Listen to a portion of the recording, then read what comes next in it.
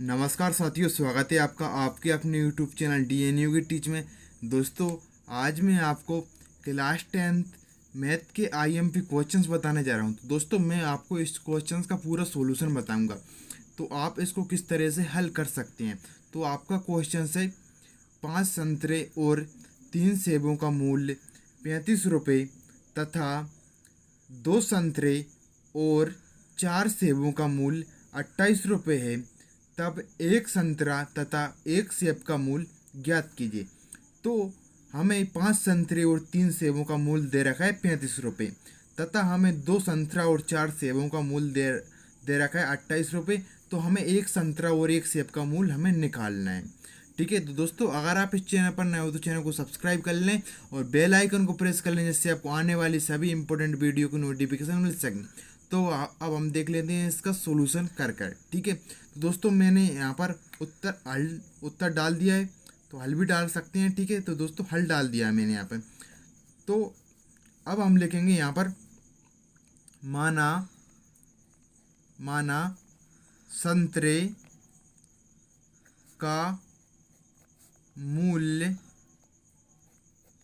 बराबर 100 रुपये तथा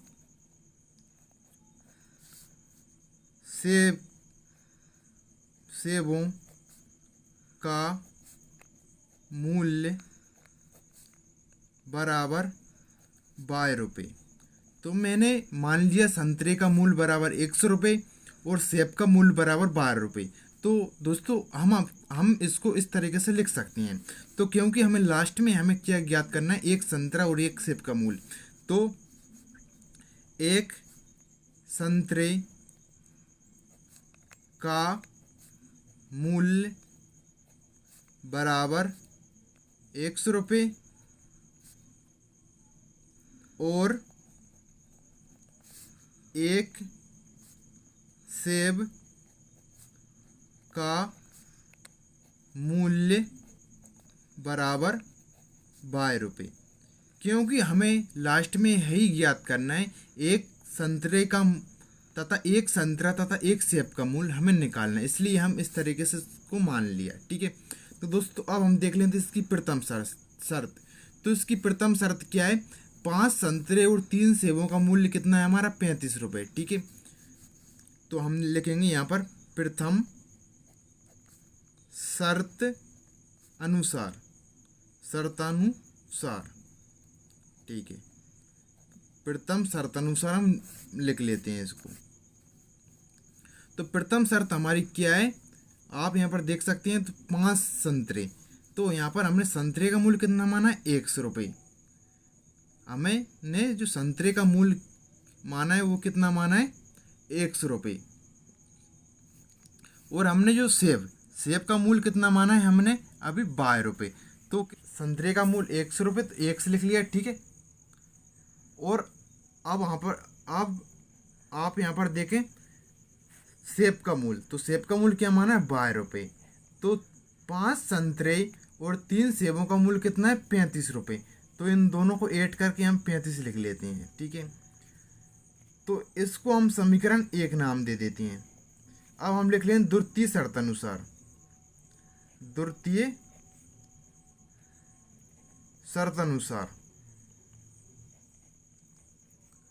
तो द्वितीय शर्त हमारी क्या है, हम लिख लेते हैं। तो द्वितीय शर्तानुसार हमारी द्वितीय शर्त है, मैं आपको यहाँ पर बता देता हूँ। 2 संतरे और 4 सेबों का मूल्य कितना दिया है 28 रुपये। तो हमारे संतरा हमने क्या माना था 100 रुपये और सेब माने हैं 22 रुपये। तो देखते हैं 2 संतरे और 4 सेबों का मूल्य यानी 2x + 4y बराबर कितना दिया है 28 रुपये। तो दोस्तों, ये हमारी दोनों कंडीशन हो गई, इसको हम समीकरण 2 नाम दे देते हैं। तो दोस्तों, ये आपके समीकरण 1 और 2 बनकर तैयार हो चुके हैं। तो दोस्तों, अब इन दोनों समीकरण से आपको x और y के मान निकालने, क्योंकि हमने संतरे का मूल्य माना है 100 रुपये।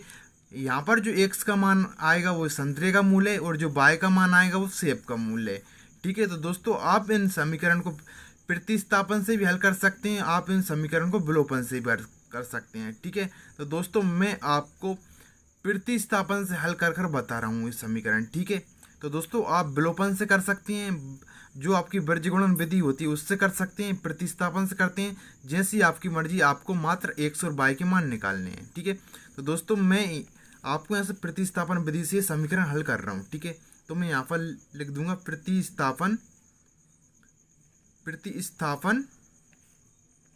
विधि से। तो मैं यहां से ले रहा हूं सबसे पहले समीकरण दो से।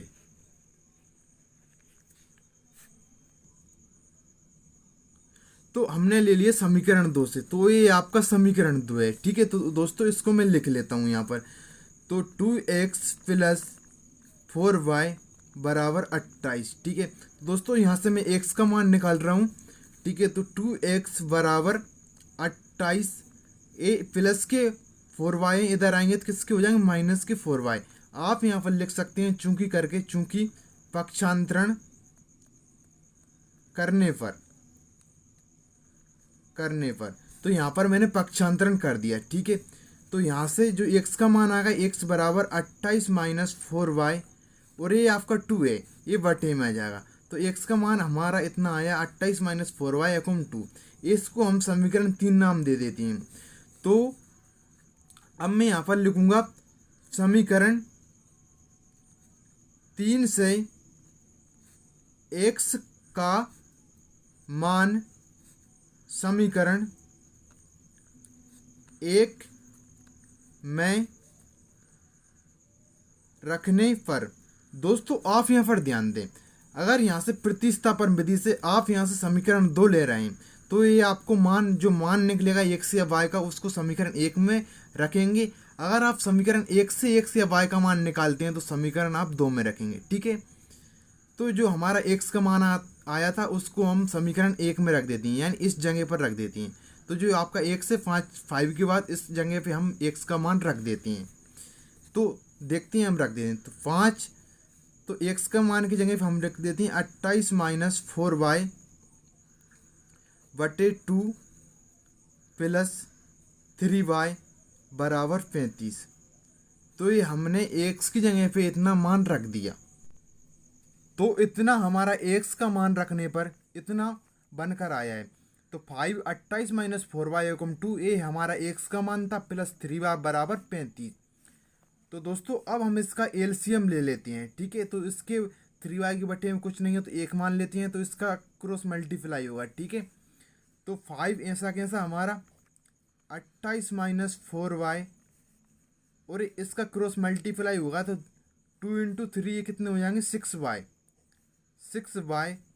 ये आपके 35 हैं। ठीक है, और इस पूरे के बटे में कितना हो जाएगा, आप 2।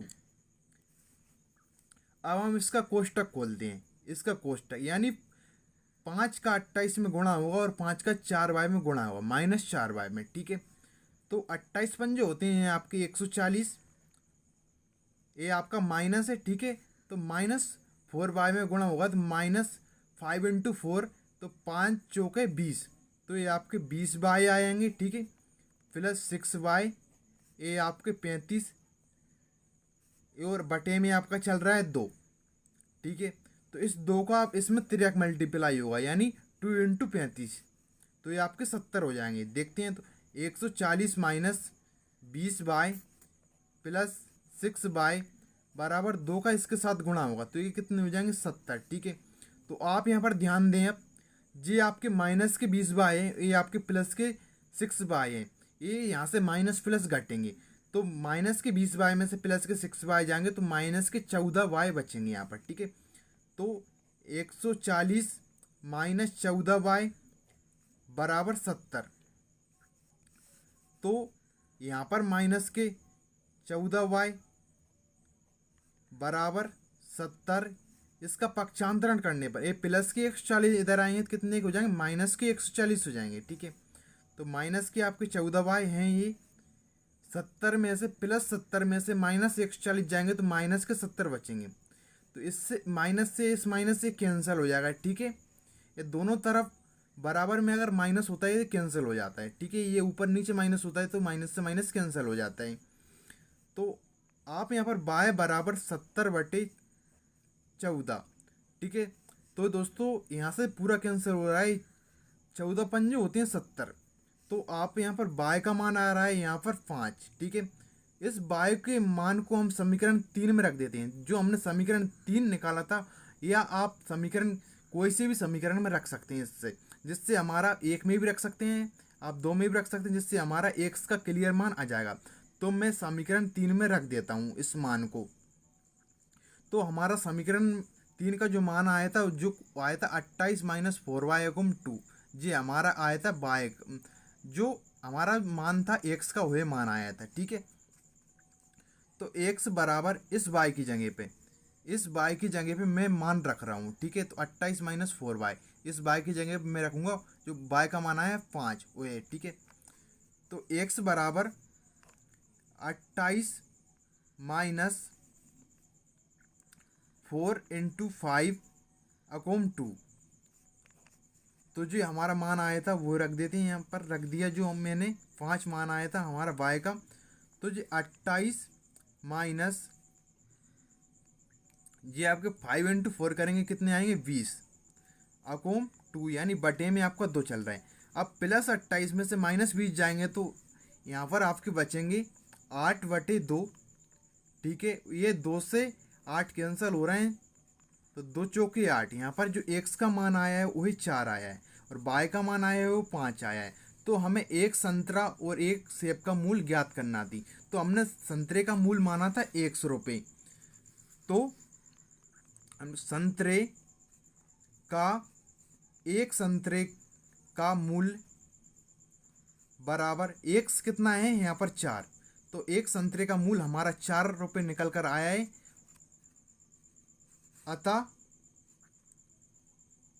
अतः एक संतरे का मूल बराबर 4 रुपये, और